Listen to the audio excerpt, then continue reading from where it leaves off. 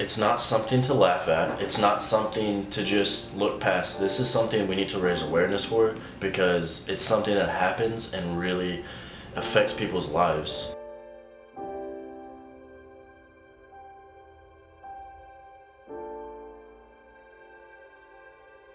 Yeah, so these are all my shirts. As you can see, my collection has grown quite a bit since that day. And now my only problem is picking which shirt I actually want to wear. April 18th, 2009.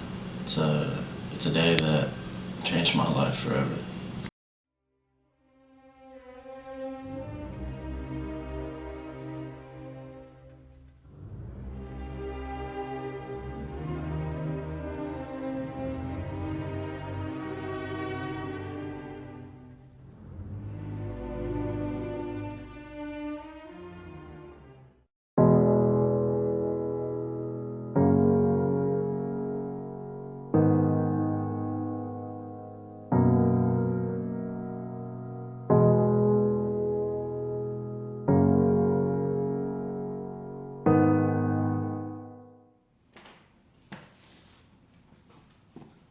Makeup on set 3, please. Set the mark. You guys set the mark? I guess I would say I started making movies when I was younger, probably like 14 years old, something like that. I think I went to go see Jaws, and it was so scary. It was something that you felt like you were part of the movie. You weren't watching something, you were in it, you know, one of those things, and I just fell in love. But I just wanted to tell more true stories, not fiction. The thing with the Traumatic Shirt Loss documentary, I think it was the first time that instead of looking for a film to make, it was the first time that the film came to me. Yeah, it was a normal day for the most part. You know, I woke up, kissed my wife and kids goodbye. Little did I know that that day was gonna shape the rest of my life. Well, most people thought he was a crazy person, and to be fair, he did look that way. But it was something in his eyes that kind of stood out to me, and a lot of sadness there. I'm sorry. It's just so hard. I knew that I had to approach him and at least get his story, because his whole attire, it wasn't right. His shirt was missing. I had just clocked out, and next thing I know, a man walks up to me, and he takes my shirt. I'm sorry. This man didn't only take my shirt, he took my wife, he took my kids, he took my job and my livelihood.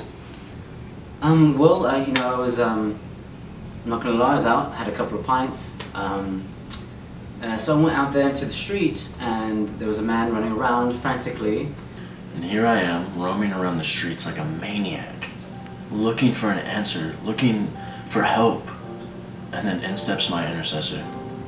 On set, it was physically demanding, it was mentally draining, it was spiritually awakening, it was sexually appealing.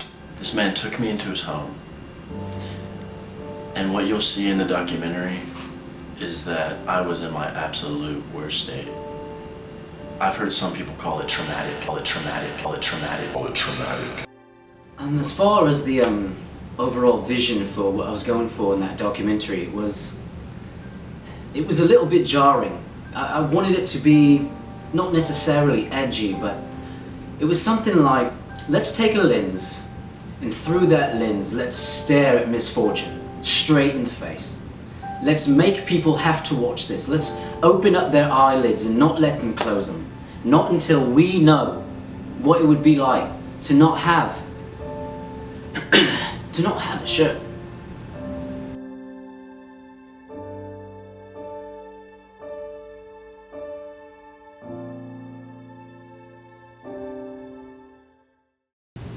I mean, it's great. You know, he's doing so much better, and it's amazing to watch, really. Yeah, I really am doing a lot better. And looking back and seeing who I was back then when he met me and just seeing him again, it's just great. Actually, the reason I even brought you here is because I have kind of a special surprise for you that I think you're really gonna like. So this is the original shirt, the one that was stolen from you on April 18th. This is it. It took a lot of time to find. How did you get this? I have my ways, I'll tell you that much, but thank you.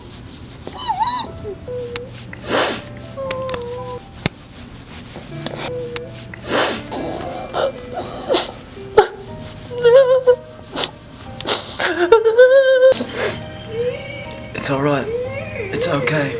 Everything's gonna be okay. It's alright. Don't worry.